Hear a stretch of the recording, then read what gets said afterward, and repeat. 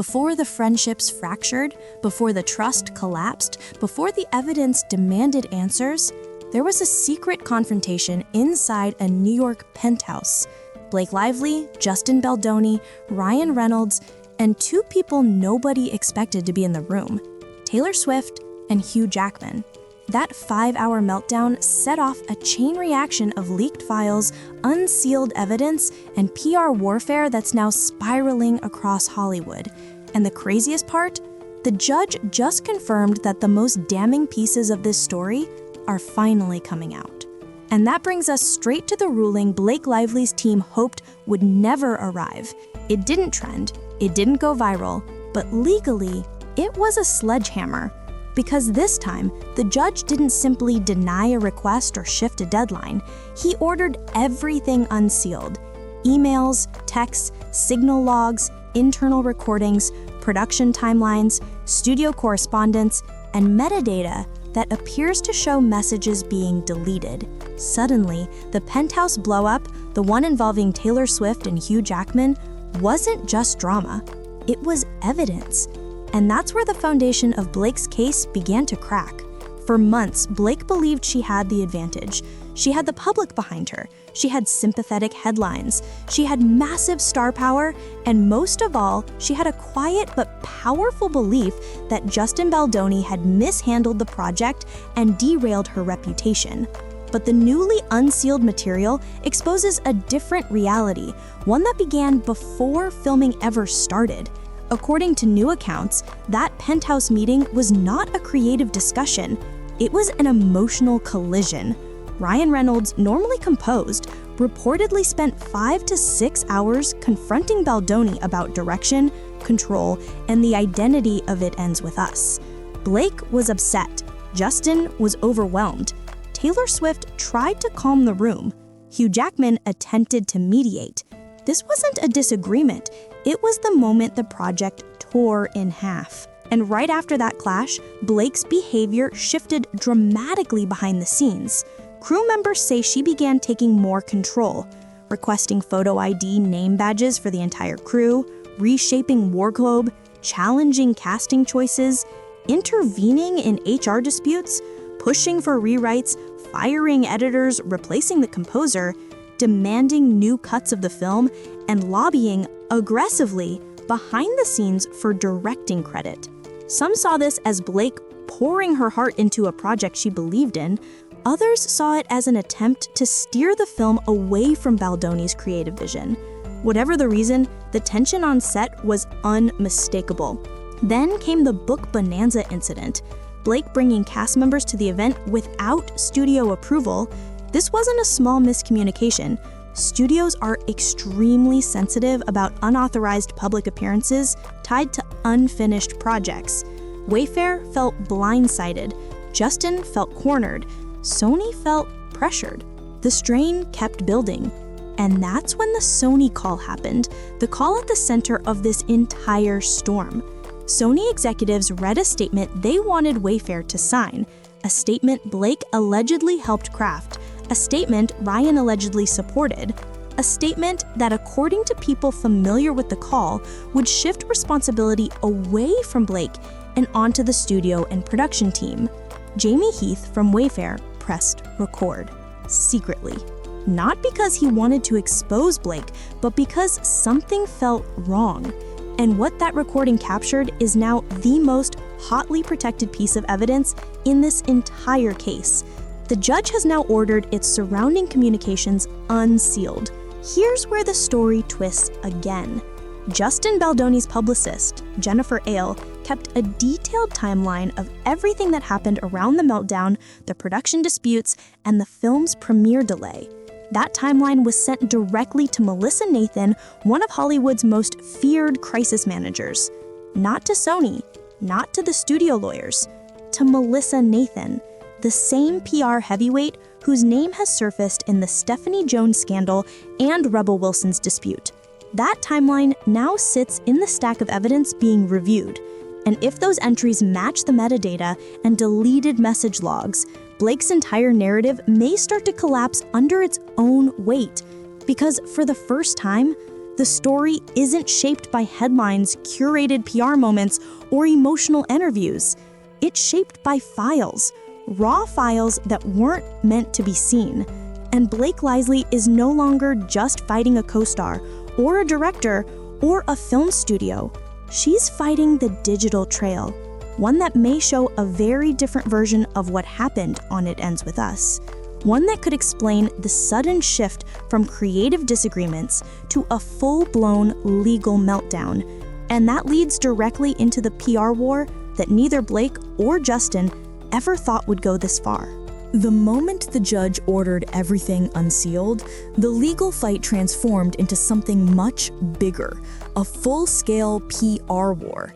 And Blake Lively, whether she realized it or not, stepped straight into a battlefield that had been active long before It Ends With Us ever went into production. Because the people pulling strings behind the scenes weren't actors or directors. They were publicists, PR strategists, crisis managers with long memories, old grudges, and a talent for reshaping reality. On one side sat TAG, the powerhouse PR operation connected to Melissa Nathan, a woman known for navigating chaos with precision. On the other side, Jones Works, led by Stephanie Jones, a name that had already been dragged into one lawsuit involving websites, retaliation claims, and contradictory testimony. Blake didn't know it yet, but she wasn't walking into a simple legal disagreement. She was walking into a war between PR houses that had been brewing for years, through the Scooter Braun fallout, the Taylor Swift fan brigades, the Rebel Wilson controversy, and now her own case.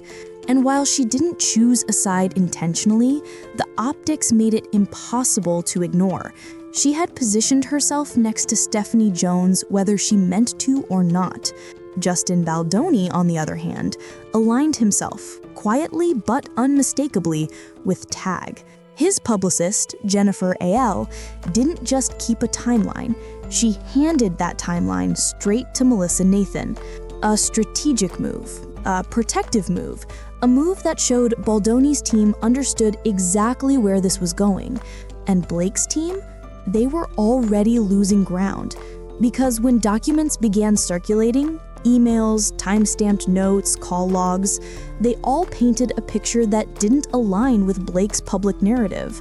The deleted message issue made that picture even messier. No one knows yet who deleted messages. The court hasn't confirmed whose device the metadata points to, but inside a PR war, suspicion spreads like a wildfire, and the suspicion wasn't leaning in Blake's favor. Then came the ripple effect, Stephanie Jones.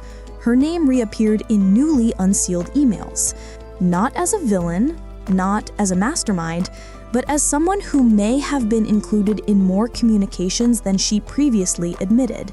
This matters because Blake relied heavily on Stephanie's lawsuit to build her own. She needed Stephanie's contradictions to support a larger pattern. If Stephanie's credibility wavers, Blake's narrative wavers with it. Melissa Nathan's involvement deepened the fracture. Blake believed Melissa played a role in a PR pattern, the same pattern Stephanie described in her case, but the timeline from Baldoni's side contradicted some of Stephanie's positions, and metadata from Rebel Wilson's scandal cast even more doubt on which PR house was manipulating what. Speaking of Rebel Wilson, her name is becoming the unexpected backbone of this entire war. Rebel accused a producer of inappropriate behavior. Her actress denied it. Amanda Ghost denied it. Screenshots surfaced, a website appeared, PR fingerprints were found all over the mess. Conflicting stories piled up. Women contradicted women. Publicists contradicted each other. It was chaos, the exact kind of chaos Blake hoped to use as evidence of a broader pattern. But there was one problem Blake couldn't work around. Rebel had evidence, screenshots, messages, websites, receipts. Blake didn't. Her story relied on recollections, frustrations, and creative conflict, not digital proof of wrongdoing by Baldoni or Wayfarer. And when the judge ordered all communications unsealed, Blake's lack of hard evidence became impossible to ignore. The rebel parallel didn't strengthen her case. It exposed the absence at the center of it. Meanwhile, Justin's consistent silence, no statements, no interviews, no leaks, only made him look more grounded. Not perfect, not heroic, just steady. And in a PR war, steadiness reads like truth. This is where the narrative began to bend. Blake's behind-the-scenes decisions started resurfacing in the newly released files. The request for crew name badges, the push for directing influence, the firing of editors, replacing the composer, shaping cuts of the film, the book Bonanza appearance, the conflict with Colleen Hoover during rewrites, pushing Sony for her preferred final cut, and the tense conversations about the birth scene. All of these appeared not as isolated incidents, but as a pattern of control. And the tone of the Sony call, the one Jamie Heath recorded, fit that pattern too. This doesn't prove Blake was wrong. It doesn't prove Justin was right. But it shows why PR perception shifted so quickly. Why Blake's team started pushing emotional interviews, cozy appearances, and image-softening moments. Why Ryan Reynolds began giving more personal, vulnerable statements to the press. They weren't building a story. They were trying to stabilize one. The unsealed evidence threatened to take the narrative away from Blake's hands and place it into the digital trail, one she couldn't manage through charm, interviews, or social media presence. She wasn't fighting Justin Baldoni anymore. She was fighting timestamps. She was fighting metadata. She was fighting her own digital footprint. And the next chapter of the story, the one involving the destruction of trust between her and her co-star, would become even harder to control once the full timeline surfaced. For months, Blake Lively believed she could draw a straight line, from Rebel Wilson to Stephanie Jones to Melissa Nathan to her own situation. A pattern, a framework, a narrative. If Rebel's case showed a PR assault on one woman, and Stephanie's showed PR betrayal of another, then Blake's experience could be seen as the next chapter in that same pattern. But the moment Rebel's files were referenced in court, the illusion cracked. Because Rebel's story proved something Blake didn't account for. Patterns require evidence. Rebel had screenshots, group chats, messages with timestamps, alleged PR instructions, conflicting statements, a website tied to retaliation claims. Blake didn't. Her story wasn't built on texts or screenshots. It was built on emotion, tension, and a deeply fractured working relationship. That alone doesn't make her wrong, but it makes her unprepared for a digital age battle. Rebel's contradictions worked against her. Stephanie's contradictions worked against her. And now Blake was realizing that her own contradictions might do the same. The files being unsealed weren't clearing her name. They were complicating it. One of the most damaging threads was the deleted messages. The metadata didn't confirm who deleted them, but the uncertainty itself was enough to raise questions. That's how PR collapse starts, with uncertainty. It's the one thing a narrative can't survive. While the internet was spinning theories, Baldoni did something unexpected, but strategically brilliant. He remained silent. Not defensive, not emotional, not reactive, just silent. His team spoke through documents, not interviews, through timelines, not Instagram posts, through production notes, not gossip. That silence created a contrast Blake couldn't manage. One person was talking, one person wasn't, and the quiet one looked more credible. Not because the quiet one was right, but because silence reads as confidence. And Blake's PR team knew the optics were slipping. They pushed wholesome imagery, Trader Joe's appearances, soft lighting, gentle interviews, Ryan discussing vulnerability and emotional growth, Blake leaning into motherhood, nostalgia, and relatability. But PR polish doesn't work against PDF files. It doesn't beat timestamps. It doesn't rewrite call logs. Especially not when new revelations pointed toward Blake taking more control of the film than anyone realized. The production timeline confirmed she removed a child actor, pushed for script changes, reshot scenes, fired editors, replaced the composer, reworked the film's tone, pushed for a version of the birth scene that upset the studio, caused tension with Colleen Hoover during rewrites, and aggressively fought for influencing the final cut. The studio didn't hate Blake. They hated the instability. The It Ends With Us premiere meltdown highlighted that instability perfectly. Blake and Ryan reportedly refused to attend if Justin Baldoni was present. They called Sony directly, bypassing Wayfarer. They insisted Baldoni be excluded from events. They allegedly directed the narrative around his absence, and then walked into the 2022 premiere with no director in sight, a move that left industry veterans stunned. To Sony, looked like a power play. To Wayfarer, it felt like sabotage. To Baldoni, it was humiliation. To PR teams, it was fuel. And to the judge, it became part of the unclean hands argument. Because you can't claim harm while leaving a trail of decisions that may have caused harm to others. That's when Baldoni's team dropped another subtle but devastating detail. The author, the person whose world the film was built on, sided with Baldoni in creative disagreements. That tilted the narrative even further. Then came the basement incident, Blake reportedly accusing Justin of isolating her at an event, but witnesses claimed Baldoni was the one excluded, and Sony allegedly confirmed that the isolation was not Baldoni's doing at all. These conflicting stories didn't prove her wrong. They proved her narrative was shifting too often to hold. The more details surfaced, the more inconsistencies appeared, and inconsistencies are fatal to PR battles. That's why the files being unsealed matter so much.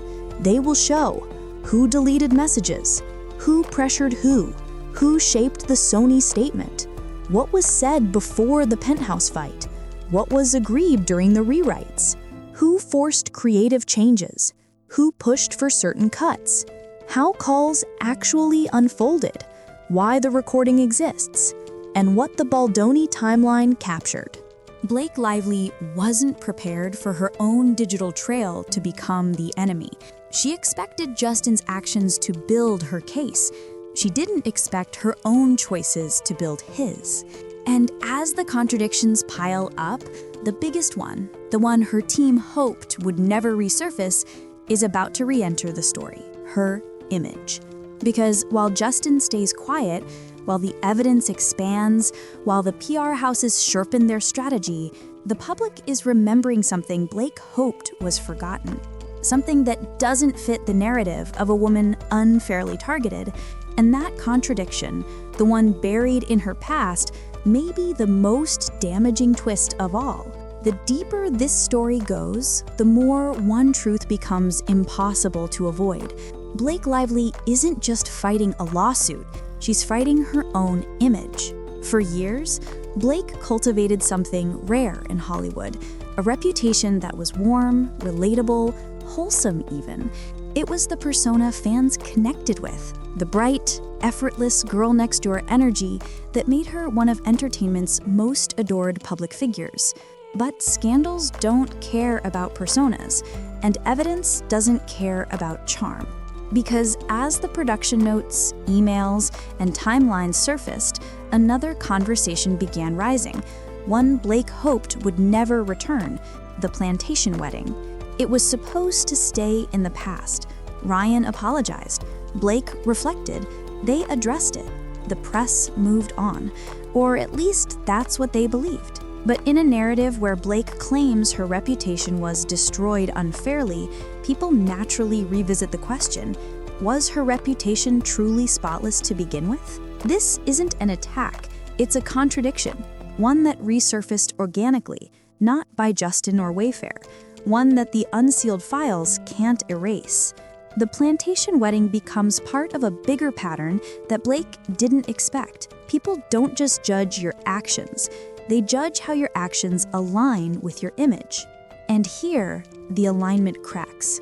Because while Blake presents herself as someone harmed by the industry, the unsealed evidence shows moments where she may have been the one causing harm, pushing Sony repeatedly for creative control, removing editors and composers, rewriting scripts without approval, sidelining Baldoni at premieres, challenging Colleen Hoover's original tone, micromanaging production decisions, demanding direction credit, shifting final cuts, and possibly deleting messages that shaped the narrative. These aren't crimes. These aren't scandals on their own. But together, they form a portrait of someone steering a ship far more than she first admitted. And when paired with the penthouse confrontation, the book bonanza incident, the Sony statement call, and the premiere banishment, the picture becomes even more complicated. This is where Justin Baldoni's silence becomes the sharpest contrast of all. He didn't defend himself in the press. He didn't post cryptic quotes on Instagram. He didn't leak sympathy stories. He didn't run a PR counterstrike. He didn't correct the narrative through anonymous sources. He let the documents speak. He let the timeline speak. He let the studio's choices speak. He let the unsealing speak. And in a battle built almost entirely on perception, the silent one always looks steadier. It's not because he's perfect. No one in this story is perfect. But in PR, tone is everything, and Justin's tone never wavered. Meanwhile, Blake's shifted constantly, from creative frustration to personal hurt to industry betrayal to legal grievance to moral high ground to victim narrative to emotional PR reset to curated moments of domesticity and softness. It's not manipulative, it's human. People shift when they feel cornered, but the effect is undeniable. The louder Blake's narrative became, the more powerful Justin's silence looked beside it. This is the contradiction she couldn't outrun. And that contradiction becomes devastating when placed next to the unsealed evidence. Because the moment those files dropped into the court record, the story stopped being about feelings and started being about facts. Facts tied to metadata, emails, timeline entries, studio notes, recorded calls, premiere decisions, production disputes, and actions taken outside the public eye. Facts that exist whether anyone speaks or not.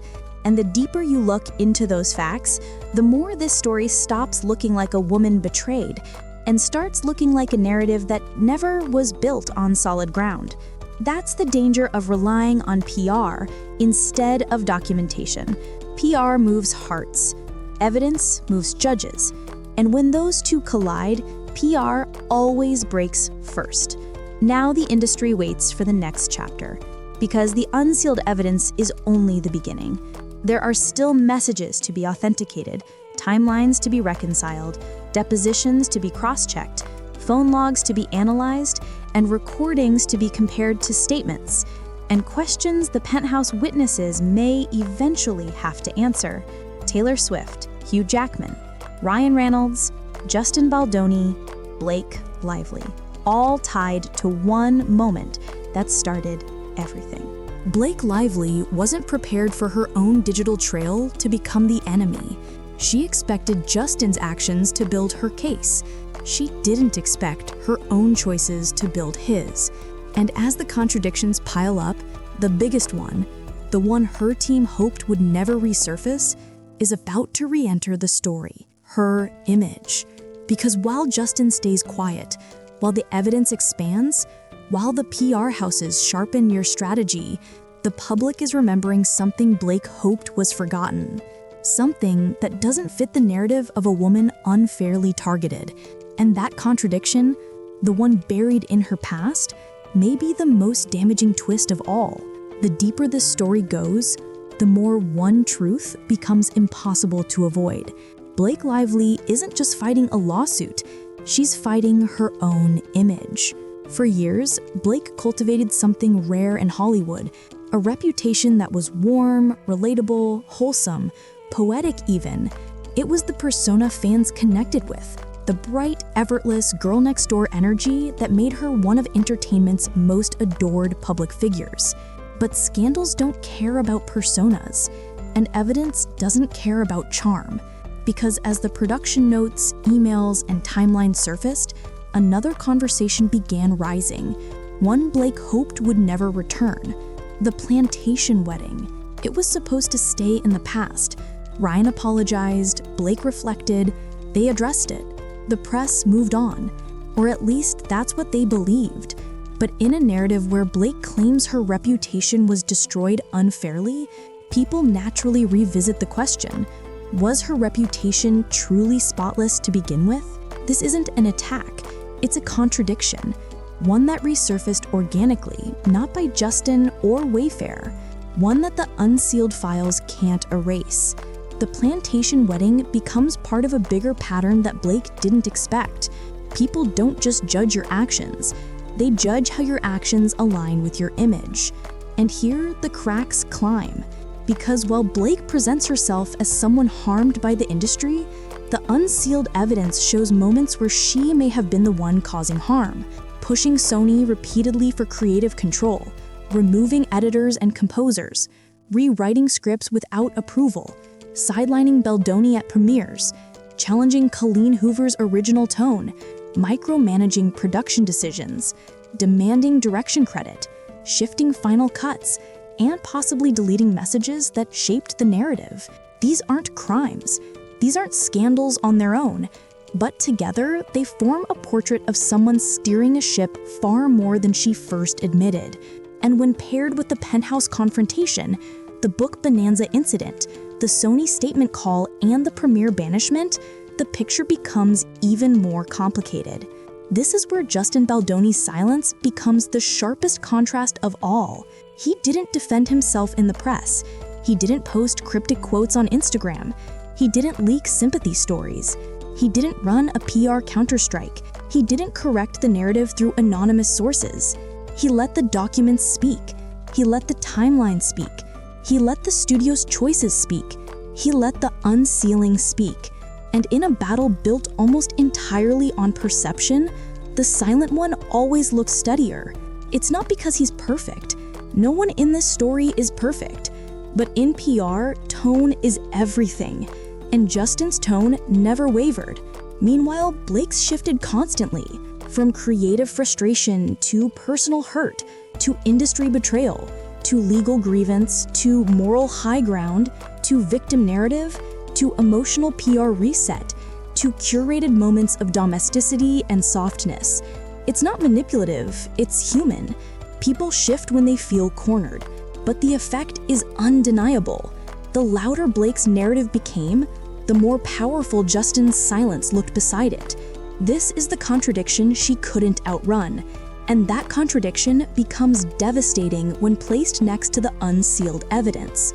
Because the moment those files dropped into the court record, the story stopped being about feelings and started being about facts. Facts tied to metadata, emails, timeline entries, studio notes, recorded calls, premiere decisions, production disputes, and actions taken outside the public eye. Facts that exist whether anyone speaks or not. And the deeper you look into those facts, the more this story stops looking like a woman betrayed and starts looking like a narrative that was never built on solid ground. That's the danger of relying on PR instead of documentation. PR moves hearts, evidence moves judges, and when those two collide, PR always breaks first.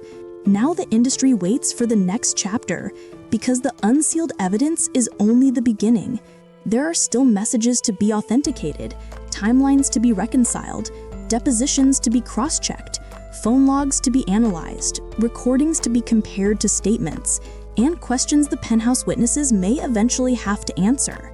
Taylor Swift, Hugh Jackman, Ryan Reynolds, Justin Baldoni, Blake Lively, all tied to one moment that started everything. The moment the trust fractured, the moment the truth began pulling at the seams, the moment the story slipped out of anyone's control. And when the next wave of evidence drops, when the Sony call is examined beside the metadata, and Baldoni's timeline is matched against the emails, and the contradictions are laid bare. The entire narrative may flip again. But one thing is already clear. The silence Justin Baldoni kept from day one is echoing louder than every public statement Blake has made since. And whatever the truth is, whatever the next unsealed file reveals, it's coming. And when it hits, Hollywood won't be able to ignore it. And that's where things stand for now. A penthouse blow-up, a leaked Sony call, deleted messages, and evidence that might shift this case all over again. If you want every update the moment it breaks, make sure you're subscribed, hit like, and keep notifications on. Because trust me, the next reveal is going to be even bigger.